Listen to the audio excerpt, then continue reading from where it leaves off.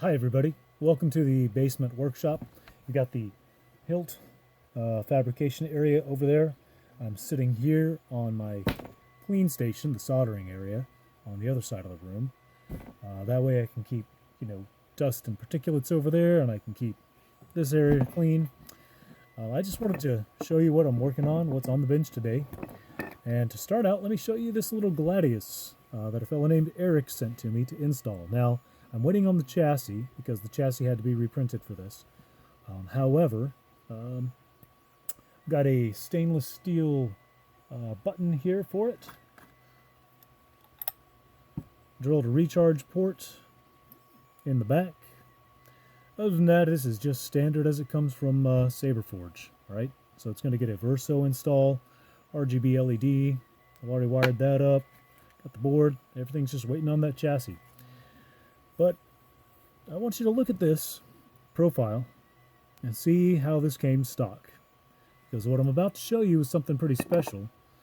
This is the saber that is Eric's companion saber to this one. This one is a Roman Etched Gladius hilt that Ryan Lanon over at Ronin Custom Armory did. Now, not only did he etch it and do a pretty exquisite job, sometimes by hand and sometimes using computer graphics and blue P&P transfer paper, he also did some ridging here on this handle, on this lower hilt, where underneath this leather wrap that's traditionally stitched, because Ryan is just awesome like that, he put some grip rings so that it looks like a traditional Roman Gladius sword. He also etched the pommel. He drew that, it looks like by hand, which is pretty cool to do. And the reason I have the pommel off is I want to show you that inside there I have a little copper offset that I made in order to make an appropriate resonance chamber for this speaker that's going to slip back up in there. I'm not going to push it with my fingers because I'm not dumb like that. That'll damage the speaker, so kids don't do that at home. That way though, when I twist this pommel on, the speaker won't slip into this oversized aftermarket pommel because of the stop that I put in there. And what that does, besides protecting the speaker, it creates a resonance chamber that's about this long. Now, when you consider that the entire chassis I just put in there is about that long, you're looking at a resonance chamber that's about a third of that length. That's pretty significant when your speaker is only 28 millimeters in diameter.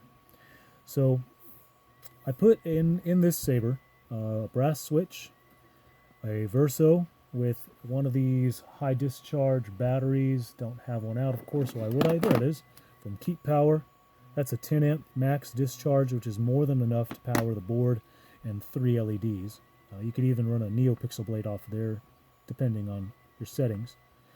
And I put in here a Lime-Lime-RedOrange Luxion LED. Now, this one came straight from Canada, meaning I bought it from the Luxion Star Company, which means it is the highest possible brightness that I can get for those colors. Lime is comparable in brightness to the brighter greens or some of the white LEDs, which are super bright for what you get. So I put on a custom boot sound, and we decided that an OB1 font would sound best for this. So what I'm going to do is show you in just a second how loud this is. I'm going to try and talk over it, and you're going to hear nothing but the saber. That's why I'm in the basement right now. It's because the kiddo is sleeping, and I really don't want to wake her up in the house. But here we go. I'll boot it up, and just keep talking so you can hear me versus Power on sequence is initiated. And you can hear that this guy just talked right over me. Like you heard him, you didn't hear me at all. So when I light this up, it's going to be the same thing. You're going to see this yellow blade behind me. And then we can talk about just how loud this is while I'm trying to talk over it. And you can see that it's going to compete with me, even though just a second ago I was sitting here talking to you like that. So it's a pretty darn loud saber. Not only that, it does some pretty cool color changes.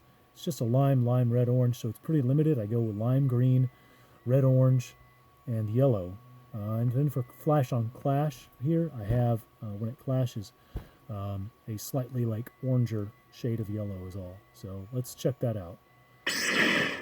So there's your yellow. You're going to see against my face when I change it. There's your red-orange blade. Here's your lime green, and you can see that's very green compared to the yellow before. There's an orange color, and there's back to your yellow, red-orange, lime green, orange, yellow. So that's how it looks, that's how it sounds.